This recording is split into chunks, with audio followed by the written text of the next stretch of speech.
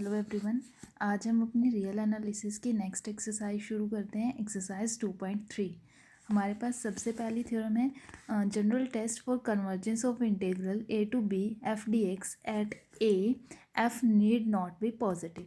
अब तक हम जो कंपैरिजन इंटीग्रल करके आए हैं 2.2 में, उसमें हमारे पास क्या था, जो फंक्शन था वो पॉजिटिव होना चाहिए जो इंटरवल गिवन होता है। ठीक है, अब जब तक फंक्शन पॉजिटिव रहेगा तब तक हम वो इंटीग्रल अप्लाई कर सकते हैं, वो कंपैरिजन टेस्ट अप्लाई कर सकते हैं। लेकिन अगर फंक्शन नेगेटिव हो जाता था तो हमें पहले उसको माइनस से मल्टीप्लाई करके पॉजिटिव बनाना होता था।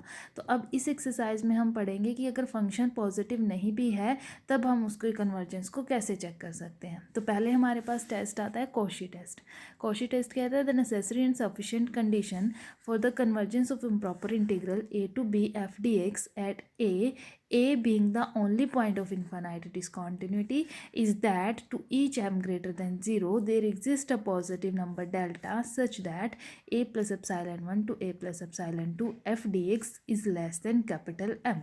Epsilon 1 and epsilon 2 lies between 0 and delta. देखो सेम थ्योरम हमने वहाँ पे भी करी थी जहाँ पे फंक्शन हमारा पॉजिटिव गिवन था।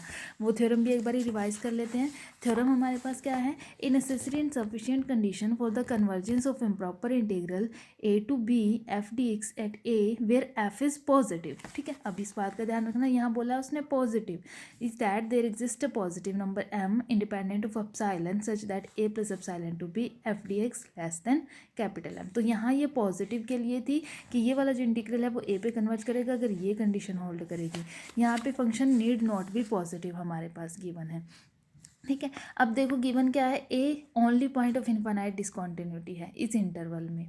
ठीक है, तो by the definition of improper integral, improper integral की डेफिनेशन क्या कहती है कि ये वाला जो इंटीग्रल है कन्वर्ज करेगा जब हमारे पास limit epsilon tends to 0 positive a plus epsilon to b f D x finitely exist करेगा, जो ये हम थ्योरम लास्ट में अभी हम करके आए हैं। ठीक है, अभी हम ये थ्योरम करके आए ना, इसके अकॉर्डिंग अब जो हमें फंक्शन गिवन है ये वाला, इसको सपोज कर लो five epsilon equal to a plus b epsilon to b f D x epsilon greater than 0। अब हमने सीक्वेंस एंड सीरीज में ही एक और क्राइटेरिया पढ़ा था कन्वर्जेंस का। ठीक है, कन्वर्जेंस का क्राइटेरिया था कॉशी क्राइटेरिया। ठीक है, कॉशी क्राइटेरिया ऑफ कन्वर्जेंस में हमारे पास क्या होता था, सीक्वेंस गिवन होती थी, सीक्वेंस की हम दो टर्म्स उठाते थे, उन दोनों टर्म्स के बीच का डिफरेंस निकालते थे। अगर दोनों टर्म्स के बीच का डिफरेंस लेस देन एप्सिलॉन आ जाता था तो सीक्वेंस कैसी हो जाती थी, कॉशी सीक्वेंस हो जाती थी हमारे पास। तो वो क्राइटेरिया अब हम इस फंक्शन के लिए अप्लाई करेंगे। फंक्शन ये है, हम दो पॉइंट्स के लिए निकाल लेते हैं, five epsilon 1 minus five epsilon 2 के according to Cauchy criteria of finite limits the necessary and sufficient condition for the existence of limit of phi epsilon as epsilon tends to 0 positive is that for each m greater than 0 there exists a positive number delta. Cauchy criteria की definition लगाई, five epsilon 1 minus five epsilon 2 is less than capital M. Epsilon 1 पे function की value निकाली, epsilon 2 पे function की value निकाली, this is less than capital M, epsilon 1 epsilon 2 less than delta and greater than 0। अब हमारे पास है ए प्लस एप्सिलॉन, ये लिमिट कर दो चेंज, जैसे ही लिमिट चेंज करेंगे साइन चेंज हो जाएगा, ये क्या हो जाएगा b to a plus epsilon 2 और साइन हो गया प्लस का। अब हमारे पास अगर इस इंटीग्रल को हम इकट्ठा कर दें, ये a plus epsilon 1 to b है, ये b to a plus epsilon 2 है, अगर हम इसको इकट्ठा कर दें तो क्या बन जाएगा, a plus epsilon 1 to a plus epsilon 2 f D x less than capital M, और यही हमें प्रूव करना है। ठीक है, तो इंटीग्रल कब कन्वर्ज करेगा, जब ये कंडीशन होल्ड करेगी हमारे पास। उसके बाद आती है एब्सोल्यूट कन्वर्जेंस। एब्सोल्यूट कन्वर्जेंस हमने सीक्वेंस में भी पढ़ी है।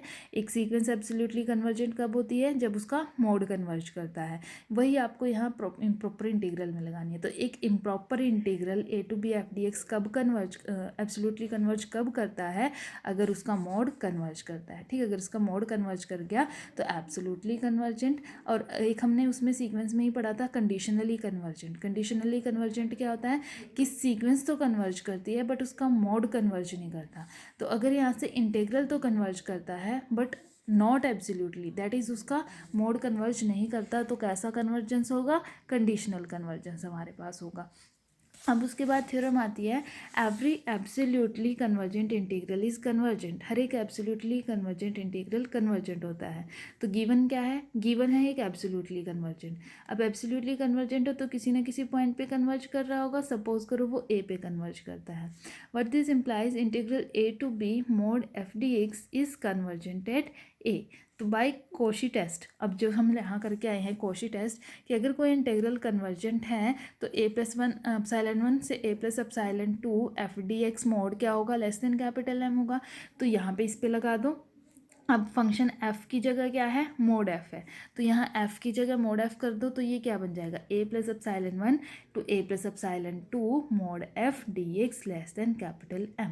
And by Riemann integration whole function का जो मोड होता है लेस देन इक्वल्स टू होता है फंक्शन का मोड इन द इंटीग्रल, ठीक है, a+1 to a+2 mode of f dx। इन दोनों को कंबाइन करो, ठीक है, इन दोनों को अगर हम कंबाइन करेंगे तो हमारे पास क्या हो जाएगा, क्योंकि ये वाली टर्म क्या है, लेस देन कैपिटल M है ओवरऑल, ठीक है, अगर हम इसका मोड कर दें तो क्या हो जाएगा, a+1 to a+2 f dx less than capital M। तो हमारे पास क्या हो जाएगा, अगर ये वाली कंडीशन आ गई, क्योंकि नेसेसरी एंड सफिशिएंट कंडीशन है ना, अगर ये होल्ड करती है तो इंटीग्रल कैसा हो जाता है, कन्वर्जेंट हो जाता है। तो ये होल्ड कर गई, इसका मतलब जो इंटीग्रल है वो कैसा हो गया, कन्वर्जेंट है। नोट में आपके पास वही लिखा हुआ है कि कंडीशनली कन्वर्जेंट क्या होता है, जो मैं आपको बता चुकी हूँ। फर्स्ट एग्जाम्पल है, test the convergence of integral 0 to 1 sin 1/x upon √x dx। अब पहले तो काम वही करना है हमें, किसको, प्रॉब्लम किस पॉइंट पे है। अब अगर हम इसको देखें 0 पे, sine 1/0, that is sine infinity upon 0, तो infinity upon 0, anything by 0 infinity बनता है, इन्फिनिटी मीन्स इसको कहाँ प्रॉब्लम है, 0 पे इसको प्रॉब्लम है, ठीक है। तो 0 is the only point of infinite discontinuity in closed interval 0 to 1। अब अगर हम क्या करें, हम इस इंटीग्रल की एब्सोल्यूट कन्वर्जेंस चेक कर ले, क्योंकि हमें पता है कि हर एक एब्सोल्यूटली कन्वर्जेंट इंटीग्रल जो होता है वो कन्वर्जेंट होता है। तो अगर हम इसकी एब्सोल्यूट कन्वर्जेंस चेक कर ले तो हमारे पास क्या हो जाएगी, कन्वर्जेंस आ जाएगी। देखो जहाँ भी साइन और कोस की फॉर्म में कोई फंक्शन आ जाए तो वहाँ हमेशा मोड लगा के चेक कर लेना, क्योंकि साइन का मोड भी 1 होता है, कोस का मोड भी 1 होता है, तो क्वेश्चन हमारा ईजी बन जाता है। तो इसकी हम एब्सोल्यूट कन्वर्जेंस चेक कर लेते हैं। एब्सोल्यूट कन्वर्जेंस के लिए फंक्शन पे मोड अप्लाई किया, mode of F of x, दोनों तरफ मोड किया, ठीक है, ऊपर फंक्शन का नंबरेटर का मोड अलग हो गया, ठीक है। तो यहाँ से साइन ऑफ मोड कितना बन जाएगा, 1 बन जाएगा, that is less than equals to 1, क्योंकि साइन ऑफ एक्स का मोड क्या होता है, लेस देन इक्वल टू 1 होता है। तो ये हो गया less than equals to 1/√x। इस फंक्शन को नाम दे दिया gx। अब gx की कन्वर्जेंस चेक कर लो, gx कन्वर्ज करता है नहीं, लास्ट में ही हम करके आए हैं कि integral 0 to 1 upon x - a⁻n converge करता है अगर n लेस देन 1 होता है। यहाँ n कितना है, 1/2 है, दैट इज़ लेस देन 1, तो ये कन्वर्ज करेगा एट 0। इट मीन्स अगर आपके पास यहाँ से क्या है, f(x) less than equals to gx है, f(x) less than equals to gx में gx कन्वर्ज कर रहा है, बड़ा कन्वर्ज कर रहा है, तो छोटा भी कन्वर्ज कर जाएगा। It means integral 0 to 1 mod f dx is convergent at 0। और अगर फंक्शन का मोड कन्वर्जेंट है वो एब्सोल्युटली कन्वर्जेंट हो गया, और हर एक एब्सोल्युटली कन्वर्जेंट इंटीग्रल कन्वर्जेंट होता है। तो अगर ये एब्सोल्युटली कन्वर्जेंट है तो विदाउट मोड भी वो कैसा रहेगा, कन्वर्जेंट ही रहेगा। नेक्स्ट है, f x is a function defined in this interval as follows, show that this integral converges but not absolutely. मतलब ये इंटीग्रल कन्वर्ज तो करता है बट उसका मोड कन्वर्ज नहीं करता, ये आपको दिखाना है। तो पहले तो इंटीग्रल निकालो 0 to 1 f dx। 0 to 1 के आपको कितने ब्रेक कर रखा है, 1/2 to 1, 1/3 to 1/2, 1/4 to 1/3, 1/5 to 1/4 and so on बोला है, तो सो ऑन हमने कर दिया। तो यहाँ से हमारे पास इंटीग्रल हो गया ब्रेक। अब इन जो फंक्शन जिस इंटरवल में जो फंक्शन गिवन है वो यूज़ कर लो। 1/2 to 1 के बीच में 1, 1/3 से 1/2 के बीच में -2, इसके बीच में फंक्शन गिवन है 3 एंड इसके बीच में गिवन है -4, यूज़ कर लिया। इंटीग्रल किया, इंटीग्रल करना सॉल्व करना आता ही है सबको, ठीक है, ये हमने इसको सॉल्व कर लिया। ब्रैकेट सॉल्व करी तो आपके पास ये आ गई एक series 1/2 -1/3 + 1/4 -1/5 plus up to so on. ये सीरीज़ कौन सी है, अगर आप देखो ध्यान से, log of 1 + x, log of 1 + x, 1 - x/2 + x²/3 - x³/4। यहाँ अगर हम x को 1 1 1 कर दें तो यही बनेगी जो हमारे पास ये है 1 - 1/2 + 1/3 - 1/4। इधर भी x को 1 करेंगे तो कितना हो जाएगा, log of 2 आ जाएगा। अब हमें इस वाले में से सिर्फ वैल्यू चाहिए इस वाले टर्म की, तो यहाँ से इस 1 को रिमूव करो। 1 को कैसे करते हैं, log 2 को हम ले जाते हैं हमारे पास इधर, और बाकी सारी टर्म्स को ले जाते हैं इधर। तो ये हो जाएगा 1/2 - 1/3 + 1/4 - 1/5 = 1 - log 2। 1 को लिख सकते हैं log × e, log m minus log n, log m by n हमारे पास हो जाएगा। इट मीन्स जो हमारा इंटीग्रल की जो वैल्यू आई थी, ये सारा इंटीग्रल 0 to 1, इसकी वैल्यू यही आई थी ना, और इसकी वैल्यू टोटल किसके इक्वल आ गई, log ऑफ e बाई 2 के, जो एक फाइनाइट नंबर है। इट मीन्स हमारा इंटीग्रल कैसा है, कन्वर्जेंट है, और किस पॉइंट पे कन्वर्ज कर रहा है, log e बाई 2 पे कन्वर्ज कर रहा है। तो एक पार्ट प्रूव हुआ। दूसरा हमें ये दिखाना है कि ये एब्सोल्युटली कन्वर्जेंट नहीं है। एब्सोल्युटली के लिए हमें इसका मोड लेना पड़ेगा, ठीक है। तो सारे फंक्शन का मोड ले दिया जहाँ जहाँ फंक्शन था।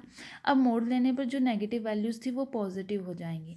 अब सिर्फ चेंज आएगा साइन का, तो ब्रैकेट सॉल्व करेंगे तो ये वाली एक सीरीज़ बनेगी। और ये वाली सीरीज़ कैसी है, डाइवर्जेंट सीरीज़ है, क्योंकि ये चल रही है कॉन्टिन्यूसली, ठीक है। This is divergent series, means इसका मोड जो है वो डाइवर्जेंट है। तो अगर मोड डाइवर्जेंट है, इसका मतलब वो क्या हो गया, नॉट एब्सोल्युटली कन्वर्जेंट। तो ये जो हमारे पास फंक्शन गिवन था, ये कन्वर्जेंट तो है बट नॉट एब्सोल्युटली। अब आगे जो हमारे पास थ्योरम है, इनके हम स्टेटमेंट्स ही करेंगे। स्टेटमेंट, अब ये जो थ्योरम्स हमारे पास आएंगी वो सेम टू सेम उन्हीं थ्योरम जैसी हैं जो हम लास्ट में करके आए हैं। डिफरेंस सिर्फ कहाँ है, वहाँ हमारे पास इंटीग्रल फाइनाइट था, 0 to 1 फाइनाइट ही था, ठीक है। अब यहाँ पे इंटीग्रल हमारा है a to इन्फिनिटी। बाकी थ्योरम्स सेम वही है जो हम लास्ट में करके आए हैं, ठीक है। The necessary and sufficient condition for the convergence of integral a to infinity f dx where f(x) greater than 0 for all x belongs to a to t is that there exists a positive number capital M independent of t such that integral a to t f dx is less than capital M for all t greater than equals to a। Same theorem हम ये आप पहले भी कर चुके हैं, मैं आपको बता के आई हूँ। यहाँ पे हमारे पास ये फाइनाइट वैल्यूज़ में गिवन थी a to b, ठीक है। फाइनाइट वैल्यूज़ में ये वाली कंडीशन थी, सेम यही हमारे पास यहाँ है, बस यहाँ पे अपर लिमिट आपके पास इन्फिनिटी है। अब जैसे हम लास्ट वाले में करके आए थे कंपैरिजन टेस्ट, वैसे ही सेम कंपैरिजन टेस्ट यहाँ पे भी है, ठीक है। f और g दो पॉजिटिव फंक्शन है such that f(x) less than equals to gx, ठीक है। तो वहाँ कंपैरिजन टेस्ट क्या कहता है कि अगर बड़ी कन्वर्ज करती है तो छोटी भी कन्वर्ज करती है, अगर छोटी डाइवर्ज करती है तो बड़ी भी डाइवर्ज करती है। सेम यहाँ भी लगेगा, सिर्फ लिमिट का फ़र्क है। अगर a to infinity f dx converge करेगा if a to infinity g dx converge, यानी कि अगर बड़ा कन्वर्ज करता है इस इंटीग्रल पे तो वो f dx भी कन्वर्ज करेगा। सिमिलरली अगर छोटा डाइवर्ज करता है, बड़ा डाइवर्ज करता है, integral a to infinity gx dx diverges अगर a to infinity f dx diverge करेगा। मीन्स अगर छोटा डाइवर्ज करता है तो बड़ा भी डाइवर्ज करेगा, ठीक है। सेम वही थ्योरम्स है। अब सेम हमारे पास थ्योरम जो हमने पिछले इसमें करी थी, एफ और जी दो पॉजिटिव फंक्शंस हैं, closed interval a to infinity such that limit x tends to infinity f(x) by gx is equal to l।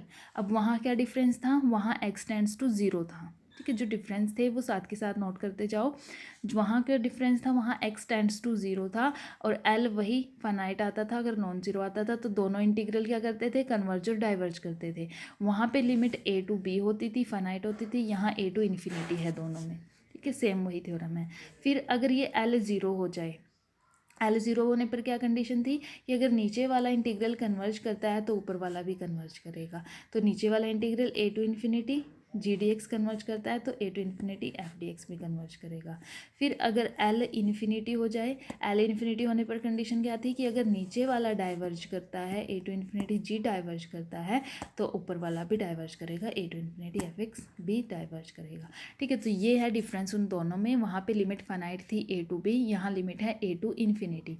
अब जैसे वहाँ पे भी हमने एक थ्योरम और करी थी, हमने क्या क्या टेस्ट पढ़े हैं वहाँ पे, सेम यही वाले टेस्ट वहाँ भी पढ़े हैं कि अगर limit x tends to 0 f(x) by gx is equals to l आता है, l एक नॉन ज़ीरो इनफाइनाइट नंबर है, तो integral a to b g dx and integral a to b f dx converge और डाइवर्ज टुगेदर, ठीक है। Same ये test ये वाला हो गया, ये दोनों सेम टेस्ट कर लिए। अब इस केस में हमने एक कंपैरिजन टेस्ट और किया था कि जो integral a to b dx upon x minus a raise to power n है, ये कन्वर्ज करता है अगर n लेस देन 1 होता है, और एक integral a to b dx b minus x raise to power n, ये भी कब कन्वर्ज करेगा, जब हमारा n लेस देन 1 होगा।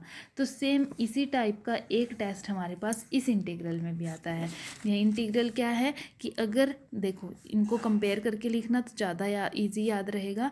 Limit x tends to infinity f(x) by gx is equal to l आता है, नॉन ज़ीरो फाइनाइट नंबर। तो जो integral a to infinity g dx है and integral A to infinity F D X है, वो दोनों एक साथ कन्वर्ज करेंगे, एक साथ डाइवर्ज करेंगे। और इसके कंपैरिजन में इधर क्या आएगा, इधर आपके पास आएगा कि integral A to infinity D x upon x raise to power N converge करता है if N greater than one. ठीक है, तो इस चीज़ का ध्यान रखना कि जब लिमिट आपके पास अपर लिमिट इन्फिनिटी होती है तब ये कन्वर्ज करेगा अगर एन ग्रेटर देन वन है, और अगर फाइनाइट लिमिट है तब ये कन्वर्ज करता है अगर एन लेस देन वन है। ठीक है, तो इस चीज़ का ध्यान रखना। दूसरा, यहाँ तो x माइनस ए की फॉर्म का आ सकता है, यहाँ प्रॉपर x की फॉर्म का है। ठीक है, तो ये चीज़ें ध्यान रखने वाली हैं इसमें। हम ये टेस्ट देख लेते हैं एक बारी फिर से, कंपैरिजन टेस्ट। कहता है the improper integral A to infinity D x upon x raise to power n a greater than zero converges if and only if n greater than one and diverges for n less than equal to one. तो दोनों को compare करके याद रखना तो easy रहेगा आपको याद करना। इसका प्रूफ भी कर लेते हैं। प्रूफ क्या करते हैं, a to infinity D x upon x raise to power n है, इम्प्रॉपर इंटीग्रल है फर्स्ट काइंड का, क्योंकि अपर लिमिट इन्फिनिटी है। फर्स्ट काइंड का कैसे सॉल्व करते हैं, जो इन्फिनिटी होता है उसको टी से रिप्लेस कर देते हैं। तो ये हो जाएगा limit T tends to infinity A to T D x upon x raise to power N. Integral solve कर दो, इंटीग्रल सॉल्व कर दिया, A to T upper limit करी, टी रेज टू पावर हो जाएगा, यहाँ ए रेज टू पावर हो जाएगा। ठीक है, अब डिपेंड करता है जब हम टी को इन्फिनिटी अप्रोच कराएंगे तो किस पे डिपेंड करेगा, एन पे। अगर तो हमारा एन ग्रेटर देन वन हुआ, ग्रेटर देन वन होने से क्या होगा, हमारे पास ये टर्म बनेगी नेगेटिव, नेगेटिव आने से टी आ जाएगा नीचे, नीचे आएगा तो इन्फिनिटी नीचे जाएगा और टर्म बन जाएगी ज़ीरो। तो आंसर क्या बचेगा, a raise to power one minus n, one minus n. ठीक, लेकिन अगर एन हो गया less than one, less than one हुआ तो ये टी ऊपर ही रह जाएगा नंबरेटर में और इन्फिनिटी लगाने पर क्या दे देगा, इन्फिनिटी। ठीक है, तो ग्रेटर देन वन और लेस देन वन का केस हो गया, बचा कौन सा, इक्वल्स टू वन वाला केस। तो ये जो इंटीग्रल था इसमें एन को वन पुट कर दो, वन पुट करेंगे तो ये क्या हो गया, a to infinity one upon x d x. ठीक है, अब फिर इसको इन्फिनिटी पे प्रॉब्लम है तो इसको क्या करो, टी से रिप्लेस कर दिया, one upon x d x, integral solve किया, log x a to t. ठीक है, अपर लिमिट करी माइनस लोअर लिमिट करी, टी को इन्फिनिटी अप्रोच कराया, log infinity minus log a कितना बन गया, इन्फिनिटी बन गया। तो इंटीग्रल कैसा हो गया, डाइवर्जेंट हो गया when N is equal to one. तो दोनों का अगर हम कंबाइन कर दें तो क्या हुआ कि जब ग्रेटर देन वन है तो कन्वर्जेंट, जब लेस देन और इक्वल टू वन है तो डाइवर्जेंट। ठीक है, ये दोनों टेस्ट अच्छे से याद रखना, कंफ्यूज नहीं होना है कि वहाँ तो एन लेस देन वन के लिए कन्वर्जेंट था, यहाँ एन ग्रेटर देन वन के लिए कन्वर्जेंट है। इसको लगाते समय हमेशा अपनी लिमिट का ध्यान रखना है। अब इसी बेस्ड हम एक एग्जांपल कर लेते हैं। Example number 3, test the convergence of the following improper integral. अब देखो पहला हमारे पास इंटीग्रल है 0 टू इन्फिनिटी। अब इन्फिनिटी देखते ही पता चल गया ना कि हमारे पास कंपैरिजन टेस्ट तो लगेगा F x by ji X form का, सेम वैसे ही स्टेप्स होंगे, एफ और जी एक्स दो फंक्शंस निकालने पड़ेंगे। लेकिन जो जी एक्स आएगा अब वो तब कन्वर्ज करेगा जब एन ग्रेटर देन वन होगा। अब देखो 0 टू इन्फिनिटी है, अब 0 टू इन्फिनिटी के बीच में अगर हम इसको कुछ पॉइंट किसी पॉइंट पे ब्रेक कर लें, ठीक है, तो कोई दिक्कत नहीं आएगी। तो हमने इसको 1 पे ब्रेक कर लिया, 0 टू 1 अलग कर दिया, 1 टू इन्फिनिटी अलग कर दिया। अब इस इंटीग्रल को देखो, इसको ना तो 0 पे प्रॉब्लम है, ना इसको 1 पे प्रॉब्लम है, ना इसके बीच में किसी पॉइंट पे प्रॉब्लम है। तो अगर इस इंटीग्रल को कोई प्रॉब्लम नहीं है तो ये कैसा इंटीग्रल हो गया, प्रॉपर हो गया। और प्रॉपर तो हमेशा कन्वर्जेंट होते हैं। तो I1 को तो आपको चेक करने की ज़रूरत नहीं है। बात आती है I2 की। I2 के लिए फंक्शन क्या है, फंक्शन पड़ा है ये x tan inverse x 1 + x 4 raise to power 1/3। ठीक है, अब इसमें से आपको gx चूज़ करना है और gx की फॉर्म हमेशा ऐसी होनी चाहिए 1/x raise to power n, क्योंकि यहाँ हम करके आए हैं gx की फॉर्म होनी चाहिए 1/x raise to power n, तभी आप इस पर n ग्रेटर देन 1 और लेस देन 1 चेक कर पाओगे। तो यहाँ से आपको gx निकालना है। तो देखो अगर हम यहाँ से x raise to power 4 common लें तो पावर के साथ बाहर आएगा x रेज़ टू पावर 4/3 और यहाँ बन जाएगा 1 + 1/x raise to power 4 that is x raise to power -4। एक x पावर से एक x पावर कैंसिल हो जाएगी तो बचेगा x रेज़ टू पावर 1/3। ठीक, अब बन गया tan inverse x raise to power 1/3, 1 + x raise to power -4 को लिख सकते हैं 1/x रेज़ टू पावर 4 1/3। अब इसमें से gx को सेलेक्ट कर लो, gx इसमें से बन जाएगा x रेज़ टू पावर 1/3। ठीक है, इस फॉर्म का लेना है हमें। तो gx हमने सेलेक्ट कर लिया, x रेज़ टू पावर 1/3। अब f x by ji x निकाला, f x by ji x निकालेंगे तो क्या हो जाएगा, tan इनवर्स x/दिस। लिमिट इन्फिनिटी अप्रोच कराया तो लिमिट tan इनवर्स इन्फिनिटी अगर हम यहाँ करेंगे और यहाँ इन्फिनिटी करेंगे, ये तो 1/∞ 0 हो जाएगा, बचेगा 1, tan इनवर्स इन्फिनिटी बचेगा। tan इनवर्स इन्फिनिटी कहाँ देता है? π/2 पे। तो π/2 एक नॉन ज़ीरो फाइनाइट नंबर है। तो बाय द कंपैरिजन टेस्ट के अकॉर्डिंग 1/∞ f/dx एंड 1/∞ g/dx एक साथ कन्वर्ज करेंगे और एक साथ डाइवर्ज करेंगे। तो जी की कन्वर्जेंस चेक कर लो। अब देखो इंटीग्रल जी क्या बनेगा? 1/∞ 1/x⁻⁴ यहाँ n कितना है? <1 और <1 पे तो क्या आएगा? डाइवर्जेंट आएगा। इट मीन्स एफ भी कैसा आएगा? डाइवर्जेंट आएगा। तो I2 डाइवर्जेंट आ गया। तो ओवरऑल इंटीग्रल कैसा आएगा? बेशक I1 हमारा कन्वर्जेंट है, लेकिन उसमें कुछ डाइवर्जेंट ऐड हो रहा है, तो ओवरऑल डाइवर्जेंट इंटीग्रल हमारे पास आ जाएगा। ठीक है। सिमिलरली हमारे पास नेक्स्ट है x² / 2 + x⁻⁴ 1 to ∞। फिर से इसकी अपर लिमिट इनफाइनाइट है। अपर लिमिट इनफाइनाइट है तो अब आपको इसमें से फिर से हमें एक gx चूज़ करना है। तो gx के लिए क्या करूँ? यहाँ से x कॉमन लेंगे, x⁻⁴ आ जाएगा, पावर कैंसिल, 1/x² बन जाएगा। ठीक है। तो gx हो गया 1/x²। लिमिट f(x/gx) निकाल के देखी, लिमिट f(x/gx) निकाली, 1 आई, नॉन ज़ीरो फाइनाइट नंबर है। तो दोनों कंपैरिजन टेस्ट से क्या होगा? दोनों के दोनों एक साथ कन्वर्ज करेंगे, एक साथ डाइवर्ज करेंगे। तो gx देखो क्या कन्वर्ज करेगा या डाइवर्ज करेगा? क्योंकि n कितना है? 2, यानी कि >1 है। इट मीन्स gx क्या करेगा? कन्वर्ज करेगा। अगर gdx कन्वर्ज कर रहा है तो ओवरऑल fdx भी क्या करेगा? कन्वर्जेंट हो जाएगा हमारे पास। ऐसे ही हमारे पास इसका नेक्स्ट पार्ट है। नेक्स्ट पार्ट में 1 to ∞ x/x⁸ + 1 गिवन है। यहाँ से हम x⁸ बाहर निकाल सकते हैं। स्क्वायर रूट के साथ बाहर आएगा तो x⁴ बचेगा, x से x कैंसिल, x³ बन गया। 1/x³ को ले लिया gx। तो जैसे ही limit x tends to ∞ f(x/gx) निकाला तो हमारे पास आंसर आया 1, नॉन ज़ीरो फाइनाइट नंबर। तो g और f दोनों एक साथ कन्वर्ज करेंगे, एक साथ डाइवर्ज करेंगे। और gx देखने से पता चल रहा है n >1 है, तो कैसा रहेगा? कन्वर्जेंट रहेगा। तो ओवरऑल fdx भी कैसा रहेगा? कन्वर्जेंट रहेगा। सेम स्टेप्स में हमने इसका 4th पार्ट करना है। ठीक है। तो यहाँ तक आपका 4th पार्ट हो जाएगा। खुद से ट्राई करके देखना, ईजी है। तो यहाँ पे आपके पास जो इंटीग्रल की कन्वर्जेंस चेक हो जाती है कंपैरिजन टेस्ट से। ध्यान रखना, जो लास्ट एक्सरसाइज में करा था उसमें लिमिट फाइनाइट थी a to b। इस एक्सरसाइज में अपर लिमिट हमारी हमेशा इनफाइनाइट है। उस एक्सरसाइज में इंटीग्रल gdx किस फॉर्म का था? 1/x−a⁴n, और वो तब कन्वर्ज करता था जब n <1 होता है। और यहाँ gdx की फॉर्म लेनी है 1/x⁻n, और ये तब कन्वर्ज करेगा जब n हमारा >1 होगा। ठीक। तो यहाँ तक ये वाली वीडियो देख लेना, अपना कंप्लीट कर लेना। अगर यहाँ तक किसी को कोई डाउट आता है तो वो गूगल मीट के थ्रू पूछ सकते हैं।